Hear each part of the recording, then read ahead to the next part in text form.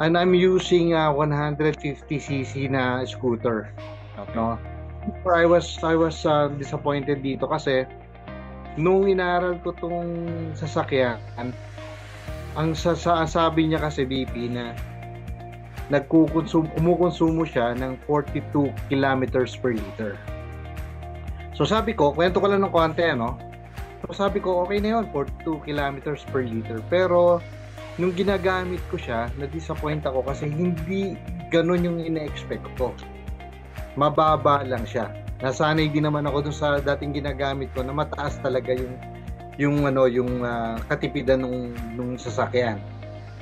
So laging ang pumapatak lang siya something about 32, 35 kilometers per liter. So medyo malungkot ako. And then last night, lagi akong nagpo-full tank. So kinukompute ko yon. Yung ginamit ko siya the other night, wala pa tong card natin. Wala to. Okay, kasi di ba lately ko lang naman na ano to. Nalungkot ako kasi mga 29 kilometers per liter yung computation ko. So sabi ko, ang lakas. Medyo malakas yata sa gas. Sabi kong ganon. And then, me and Pastor Lito, nagkaroon kami ng pag-uusap. Nagpunta kami sa dito nga sa Laurel, sa lugar na kusan maraming mga uphill pataas. Nung umuwi ako, nagpultang ako ng umaga. Pag uwi ko, nagpultang kulit ako. And then kinumpit ko yung aking milyahe. So nag-run ako ng 39 kilometers. Wow. Medyo malayo din, di ba? 139 kilometers. Ayun. And then pupultang kulit ako nung umuwi ako. Ang naging cost lang niya, BP, naging konsumo lang niya is 2.84 liter. 2 liters and 84, something like that. So, sabi ko tipid. Pero nung umaga, ito na yung catch dito. Nung umaga, nilagay ko to. Actually, I have a picture. Nilagay ko siya dun sa tank.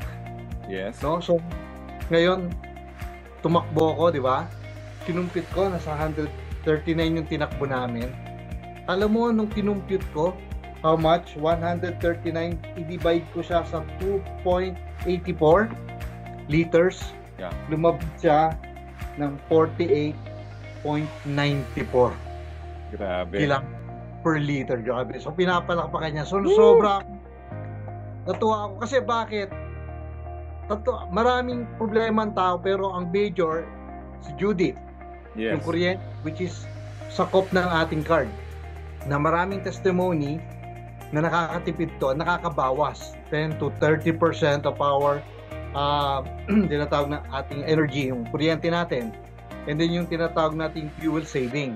Yes. So imagine mo, itong sasakyan ko, which is Easy Ride, ang specs na nakalagay sa kanya, he can run 42 kilometers per liter.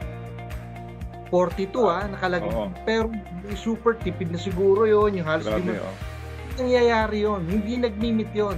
Yeah. Pero yung ngayon, 48, almost 49 kilometers per liter. Kasi nga, malaki yung niya, mabigat siya. Sumobra sa 42, di ba? So kaya sa Joseph, bro, meron akong amazing testimony, even to Pastor Lito, kasi siya kasama ko eh. So nagulat ako, nung 139, tapos 2 litro lang, kulang-kulang 3 litro lang yung nagastos ko, dati hindi ganun yung nangyayari. So it means, kaya ako ito pinopromote talaga ngayon, sinasabi ko, this is an amazing product, amazing card, na talagang makakatulong to. Kasi bakit? Ang isang problema ng mga tao ngayon, lalo na pag may sasakyan ka, gasoline. Di ba po? Yes. Sa kuryente. And of course, yung health natin, the protections about the radiations and everything, marami pa tayong mga benefits na makukuha. Pag binili mo yan, whether you're going to do the business or not, panalo ka dito.